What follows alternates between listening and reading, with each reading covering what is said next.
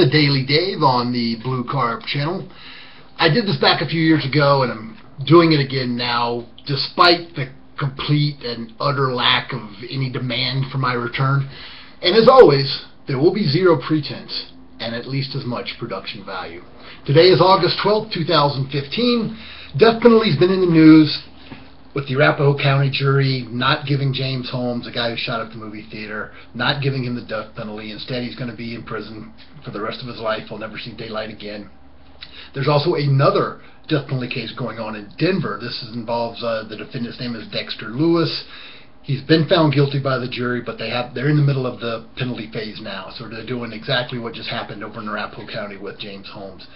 In the Dexter Lewis case, Dexter was convicted of stabbing to death 5 people, completely horrible. It was described as a botched robbery at Pharaoh's Bar in Denver, and 3 others were with Lewis. I find this part interesting. 2 of them pled guilty to murder because if you're involved in a criminal act, a felony act, and someone dies, in this case 5 people get murdered, you're also guilty of murder. Well, what happened to the 4th guy? I find this very interesting. The 4th guy was an informant for ATF. So he's got government protection and is therefore not charged and is walking free. So just keep that in mind. Now, I understand the death penalty, loaded topic, lots of emotion behind it. People have very strongly held views, and that's a good thing. I've got no desire to change anybody's mind. I really wish to present my views, my libertarian views, for your consideration, and perhaps you can understand where I'm coming from and other people like me. As a libertarian, I believe in limited government, and I don't make exceptions for law enforcement. I believe in limited government. We want the least amount of government possible, and therefore I do not believe in the death penalty. Ever. With no exceptions, under any circumstances. Now, I've got no problem with self-defense, make that very clear, but that's a different topic. And I got no problem with the idea that there are people who deserve to die. I just don't trust the government to decide who that should be. And I submit, neither should you. Now, if you believe in limited government, a lot of people don't. A lot of people love the government. And a lot of people believe in it, and they pretend to believe in it. But if you do believe in it, if you call yourself a libertarian at all, it is simply inconsistent to want to give the government the power to decide whom to kill. There is no power greater than you can give the government. None. So if you don't believe the government can run healthcare effectively, I don't, and they can't.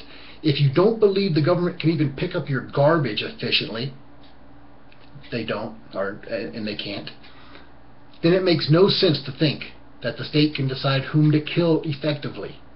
There's lots of numbers on that, but let's just talk about philosophy for right now. The government is inefficient and corrupt. There's no exception for law enforcement. But Dave, I hear you say, the jury decides if someone should get the death penalty, not the government. That's true. The jury does decide.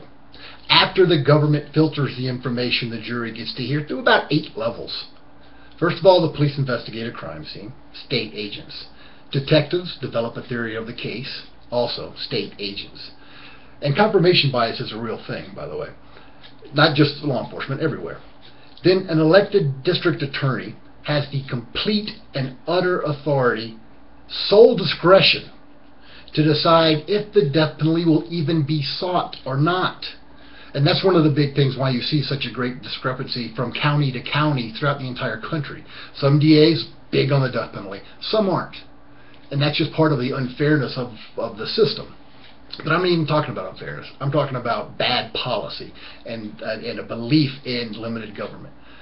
Now, there's another state agent involved after the first state agents have dealt with it and decided on sole whim or not whether or not the death penalty is going to be sought. And remember, the DA is a politician. He's elected to do that job. And almost always, politicians are looking to become a governor or something else. They're term limited out, they want to do something else. So keep that in mind as well. A politician, by definition, usually wants to do something else higher up the food chain. So that takes a part in the decision to whether or not the death penalty will be sought. And for my Ayn Rand friends out there, I submit that you would not want a Wesley Mooch to have that much power, but he does. So after the state investigates the scene of the case, they develop a theory of the case, they decide if the death penalty will be sought or not, Then at trial, another state agent, the judge, decides what evidence the jury can even hear. The jury does not hear all of the evidence. The state, the DA, and the judge will keep out evidence. The jury does not get to hear all of it. Now, they should, and I fully believe in a fully informed jury, but that's for another day. The judge, the state agent, also decides what arguments can be made by the defense. That gets into, among other things, jury nullification, which will also be another day. So the jury is comprised, and one more thing. The jury is comprised of people who have already said they believe in the death penalty. If you've said you've got a philosophical or religious or moral or whatever problem with the death penalty, you are automatically taken off the jury. You cannot be on it. So yes, after all these levels, and after the state has packed the jury with people, only with people that believe in the death penalty, yes, then the jury gets to decide whether or not there'll be a death penalty or not. So keep that in mind. A different consideration, other than the authority to decide whom to kill, is the economics of the death penalty. It costs more to execute someone than it does to keep them in jail for a lifetime. Again, I hear you. But Dave, that's only because of all the appeals and the safeguards at trial. If we just took the SOB out in the courtyard, put a bullet in his head, that wouldn't cost much at all, now would it? No, it wouldn't. All I can say to that is since 1973, when the U.S. Supreme Court reinstituted the death penalty, or shortly thereafter, since then, 155 people on death row have been found not guilty, exonerated. Would it have been better to put a bullet in their heads? No, and this goes back to the belief in limited government. If you believe in limited government, you cannot make an exception for law enforcement and still be consistent. That 155 people on death row that have been exonerated and released are just the ones we know about. They were not guilty. Does anyone think there weren't more? A lot more? If you don't believe that, you've got a lot more faith in the state than I do. And I question your belief in limited government. But Dave, again, I hear you say, with DNA now, there won't be nearly as many innocent people given death penalty. Well, you may want to believe that, but it's not true. Alex Kaczynski, who's a federal appellate court judge appointed by Ronald Reagan, conservative bona fides are not in question, wrote just in July of this year in the Georgetown Law Journal, and I'm going to quote him and make some asides. This is Alex Kaczynski.